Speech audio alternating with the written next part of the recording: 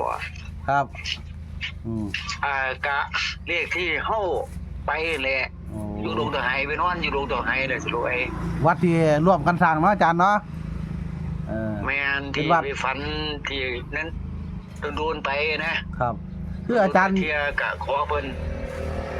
คืออาจารย์บวชที่หันเนาะโดนเติบไปเด้อจากพรรษาเนาะอาจารย์4พรรษาอยู่ดงตะไห้โอ้เฉพาะอยู่หันบ่4พรรษาแม่นจะแม่นก็เพราะอาจารย์ป่วยก็เลยซื้อขาลาเพศออกมาเนาะแม่นเพื่อมารักษาตัวเองนะครับสมัยอาจารย์บวชอยู่หันเนี่ยโอ้เขาดีเด้ผมเลยนำอาจารย์เลยในช่วงนั้นปีนต้นไม้มาบอกก็มีดิก็จะน่าเด้ออาจารย์เอาเคยเป็นอยู่ศาลานอนอยู่โรงสันเด้เจ้าปีนต้นไม้มาบอกดิตอนนั้นเป็นผีอาจารย์แม่นที่มาจากน้องอ้อนะครับเพิ่นว่าจังได๋ล่ะอาจารย์ตอนนั้นบอก53นะบอกว่าบ่แม่นบอกดอกแบบมีหญิง2คนมาบอกว่าเอ้าบอกมาหยังมาบอกเลขอาจารย์ก็บอกแท้แม่นะบอกเพิ่นแท้แม่ปิดได้หยังนะผู้นึงตรงให้ผู้นึงนะเพิ่นก็เลยบอก53ตัวเดียวแหละตอนเอาครึ่งหลับครึ่งตื่นเนาะคล้ายๆว่าหมาอยู่วัดนี่เฮาแซวอยู่ตัวนั้นน่ะสรวยก็เห็นตัวต้นข้างน่ะต้นกกมันต้นหยังเห็นอาจารย์อยู่ข้างไงศาลามักเฮาอีหลีว่าเด้บักเตี้ยแล่นใส่เลยแล้วบักเตี้ยอยู่นำเนาะหมาเตี้ยอยู่หั่นครับผมก็แล่นใส่เฮาอยู่ไอ้เสียงอันกูโผล่ลงน่ะนะแต่ก็เลยซื้อลอตเตอรี่ไว้ดอกตอนนั้นหลายใบอยู่ดอกให้อาจารย์นำนะมันก็ออก53แต่ข้างล่างตรงๆเลยว่าอาจารย์แข็งนะโอ้เนาะโดนๆไปแล้วภาคหลังนี่ไปล่าสุดนี่ก็อาจารย์เนาะไปที่หมอรวยประเด็ถ่ายคลิป3 มื้อแล้วว่าหั่นเนี่ย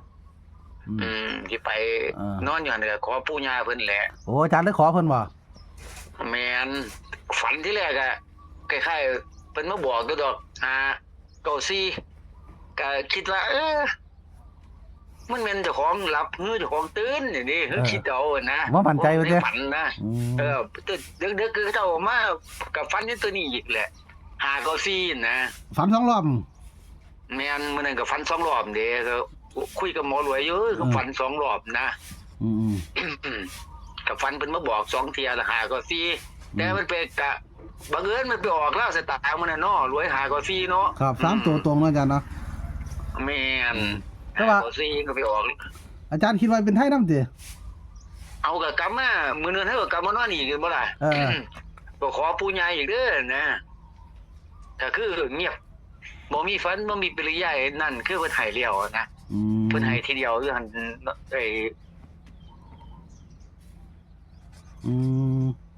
เอ้ามื้อนั้นอาจารย์ก็ฝันเนาะแต่ว่าฝันเที่ยว2ก็คล้ายๆเก่าเนาะเอาสัญญาณหลุดพี่น้องนะครับเดี๋ยวแป๊บนึงนะครับโอ้สัญญาณหลุดอาจารย์แม่โอ้ว่าไงว่าฝัน2 เที่ยกันเลขตัวเก่าแม่นอาจารย์คิดว่าเป็นรัฐบาลไทยเนาะแม่น594แหละเอา594เนาะขอเพิ่นอีกเพิ่นบ่ให้นะแม่นก็การนั้นซั่นนี่ส่วนหมอรวยเนาะที่ส่วนหมอรวยว่าถ้าเลขไทยออกหรือเลขหยังออกไปนอนมันสิบ่พลาดเลยนะอยู่หั่นเนาะแม่นบ่สิรวยจนบอกสิรวยนะก็แม่นอยู่เดินทางดูไว้ล่ะอาจารย์ผมยาอยู่แม่นคือว่าในคันมันเนาะปัจนั่นบ่มีเดินทางหลายดูก็บ่เฮ็ดแต่ว่าเพิ่นให้ยามใดก็บ่พลาดดีกันเฮาไปนอนนั่นแม่นบ่หมอรวยแม่นบ่มาเรียกลาวเรียกไทยถ้าอยู่ดงเจ้าไหก็เฮาไปนอนบางที่เพิ่นให้โชคดีก็บ่เคยพลาดนะส่วนใหญ่ก็บ่ค่อยพลาดเนาะอาจารย์เนาะเพิ่นให้เด้บ่เคยพลาดที่กันอยู่ครับแม่นจนชวนก็หมอรวยว่ารวยกันเลขออกเฮาไปบ่ไปนอนเอาเลขบ่จนว่าจังซั่นล่ะเนาะรวยขึ้นไว้ล่ะอาจารย์มันคือว่าเงินบ่มีแม่นเฮ้ยสิขาดงานดูนะบ่แม่นดอกแม่นญาติบ่ได้หาคลิปให้ FC นะ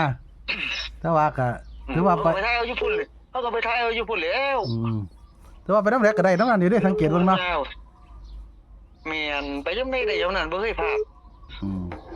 ค ข่อยเพิ่นสิว่าไล่หมอรวยไปแต่เดียว สอ นั่ ง น เที่ยสามเที่ย เป็นจะไปเอาอยู่ ไปสองสามเที่ยก็ไปสองสามเที่ยก็ได้สมมุติ เพิ่นจะไปเอาอยู่แต่มันไกล ผ่านเนาะ บอกให้ว่าไปนอนอยู่หั่นตัวจัก3 เดือนสิเสียให้ดอกใครอยู่ใครกินน่ะนะ โอ้ยว้าวไปมีอันอยู่หันไปยังได้บ่เคยผ่านเลยเที่ยนี่ถามหมอรวยไปอยู่หันมา4-5 ปีบ่เคยผ่านเด้ไปฝันยังได้เข้าทุกหมดเลยดิเพราะว่าเลขลาวเลขไทย เอาสิไปอาจารย์ไปเว้ากันเป็นกันเลย ให้เอฟซีเลย ให้อาจารย์ไปนอนน่ะจัก3 เดือนไปสิส่งให้ดอกให้เดือนมื้อละ100 ไปอยู่ทางเดียวเด้บ่ไปก็เลขสิออกเขายังไปจังซี่ ว้ายอันคือกะสิ FC โอนให้ก็ได้คือเอาไปนอนให้อีก3 เดือนได้มั้ย โอ้ยเพิ่นสิว่าแหละการงานบ่มีมานอนเอาเลขเอาเบอร์คักเดียว เอาก็ไปซอยกวาดวัดกวาดว่าไปจนตัวเนาะ ขั้นตาตรวจรับใจ แต่ว่าอยู่หันอีหลีเป็นท่าคือกันเป็นที่ไปอยู่4-5 ปีบ่เคยพลาดดิแต่ว่าบ่ค่อยเป็นพาบ่ค่อยปล่อยนะ เออ เพราะว่าบ่ค่อยเว้าเรื่องหมู่นี้นะ แม่นนี่หรออาจารย์จะไปพาจังกัน ช่วงหลังๆแม่เมื่อช่วงหลังๆนี่อย่าบอกแน่นะบอกแค่บ้านแน่ก็พอได้ กาแฟชัดเลยเด้ หอมน้ำอยู่นะแม่นพอได้ขายกาแฟบางทีมันบ่มีกาแฟสันเนาะ ครับ อยู่หันมันลำบาก ลำบากดีเนาะอาจารย์เนาะ แม่นกาแฟซองเดียวสันนำกัน4 ลูก เฮ้ยลำบากเนาะอาจารย์เนาะไปอาจารย์ไปผมสิยอมเสียให้ดอกมื้อละ100ไปอยู่ให้นั่นจัก3 เดือนนะไป จนปู่ย่าจากบ่มีหยังเนาะจนปู่ย่าเพิ่นก็มีตาเนาะรวยชุมมีทุกอย่างเนาะ ครับ แม่นก็หมอรวยนี่ผู้สร้างผู้นั่นก็ได้คำจุนอยู่ดวงตะไคเพิ่น ครับ ก็คิดว่าเพิ่นก็สิตอบแทนเฮาเลย แม่นด้วยอาจารย์หมอรถไปที่ฐานเอาไว้ก็ได้น้ำหนักคือกันนี่เด้จะรวยคือกันไปที่ทางไปหมอรวยก็ได้ยามนั้นเด้ เที่ยวก่อนก็ขอเพิ่นเด้295ก็ได้เต็มๆเลยเข้า3 ตัวเลขตัวเดียวกันได้ก็อาจารย์ว่าไงก็ขึ้นมาไทยได้ซื้อไปหลายเด้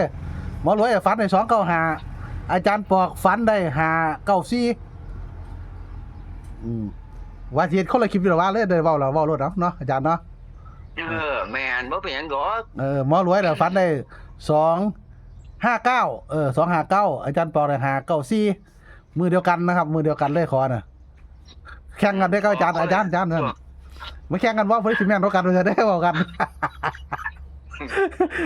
เว้าใส่กันได้แข่งกันว่าอาจารย์เพิ่นสิแม่นเท่ากันข่อยก็เจ้าอาจารย์นั่น ก็เลยตัวเดียวกัน ได้ตัวเดียวกันมื้อนั้นน่ะแต่ว่าผู้ใดเงินเป็นหมอรวยได้หมอรวย3 ตัวตรง1,800อาจารย์น่ะเขา3 ตัวตรงแต่บ่ได้เงินบ่ได้ชื่อมันหาซื้อยากก็ดีเนาะ แต่ว่ายังคือมาเป็นไทยอยู่นะครับหมอรวยก็ซื้อไว้ไทยไว้บักหลายเด้ ไทยอยู่แล้วแม่น เพราะว่าเพิ่นให้อีกเพิ่นต้องให้อีกว่าอาจารย์ แม่นเพิ่นให้อีกคือเนาะกลับไปนอนอีกคืน2อธิษฐานอีกเพิ่นก็บ่เกี่ยวบ่ฟันบ่หยังนะคือเพิ่นให้ไปแล้วเลยนะอยู่หั่น เพราะว่าเฮากลับมาแล้วมาขออีกก็บ่ได้เนาะอาจารย์เนาะเหมือนเนาะ แม่น หมอรวยก็บ่ได้เด้ บ่ได้ ครับ เพิ่นสิให้คือเฮาไปนอนมื้อแรกนั่นแหละอยู่หั่นสังเกตแต่เฮาไปยามใดมันถึงกับบางทีก็ฮักงาไม่บอกคนนี้เนาะหมอรวยเนาะ แม่นครับ เนาะ โอ้ย ตัวนั้นได้3ตัวนึงหาเก้าเนาะตอนนั้น แม่นหักงาใหม่ใส่เนาะอาจารย์เนาะในป่า ตี2ตี3พักต้นไม้โผล่ได้เลยนะ ว้ายหมอรวยก็บ่กล้าไปเหี่ยวพุ่นแล้ว อยู่ในดงเนาะ เอาสิอาจารย์เอาสิไป ไม่ได้ เอาสิอาจารย์ถามมันให้เข้างวดนี้เฮาสิพาไปอยู่ ก็บอกผู้ใหญ่ดอกก็บอกอาจารย์อยู่ว่าถ้ามันออก5กับ4งวดนี้เดี๋ยวสิพาหมอรวยมาเด้อดอกมหาปูมหายานะครับเอาสั่นเอาหมอรวยรับปากให้เข้างวดนี้เนาะสิพาไป ครับ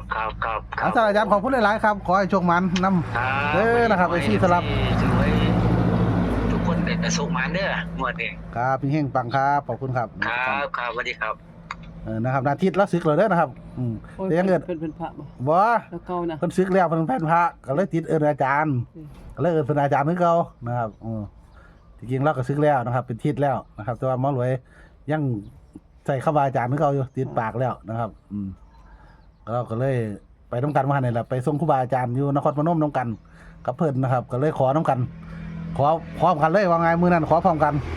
เลยบอกใส่กันอาจารย์ข่อยก็เจ้าเพิ่นสิแม่นเนาะกันว่าซั่นตัวเดียวกันขอลองขอใส่กันดูว่าซั่นน่ะเพิ่นสิแม่นเนาะกันว่านั่นน่ะ หมอเลยก็เลยฝันกลางคืนฝันว่าพระอาจารย์นะครับแบกสอบเขามาหามสอบเขามา2 องค์ห้องขึ้นมาแล้วเลขมาแล้ว259ท่านเอาเลยตื่นนะหมอเลยก็เลยจำได้ครับวันนี้อาจารย์ปอกก็ไปฝันเพราะอาจารย์ปอกวันนี้ก็ฝันนี่แหละเพิ่นว่านี่แหละ594นี่แหละไม่ตื้อ โอ้ดิฝันว่าอันเนี่ยฝันว่า ก็เลยแข่งกันมือเดียวกันนั่นแหละได้คนละตัวมาเพิ่นได้594มาด้วยได้295 259นะครับ ตัวเดียวกันนาะ ตัวเดียวกันนะครับบัดที่นี่ก็เลยไปซื้อกันอันมันก็ไปเข้าอยู่ดอกมาเลยก็ได้3 ตัวอยู่ไปเข้าหาน้อยเศร้านะครับ แต่ว่าก็ได้เงินอยู่1,800นะครับเพิ่นก็ได้คือกันเข้าลาวสตาร์3 ตัวตรงแต่ก็บ่ได้คือกันเพิ่นบ่ได้ซื้อเนาะ ค่ะ แต่ว่าก็คิดว่าเป็นไทยได้พอกลับมาเลยมาขออีกกลับมาจากไปธุระน่ะกลับมาวัดอีกมานอนขึ้นเลยมาขอเพิ่น ค่ะ ก็บ่ฝันก็แสดงว่าเพิ่นให้เป็นไทยไปแล้ว อันนั้นก็เป็นผลพลอยได้ซื่อเนาะให้ผู้ใดคิดว่าเป็นไทยนำก็ลองซื้อเบิ่งผู้ใดบ่มักก็แล้วไปเนาะ ค่ะ แต่ว่าให้เขาในงวดนี้เดี๋ยวสิพาอาจารย์ไปขอให้น้อง FC เนาะ ค่ะ เอาจุกๆกันมานะเพิ่นครับสวัสดีครับ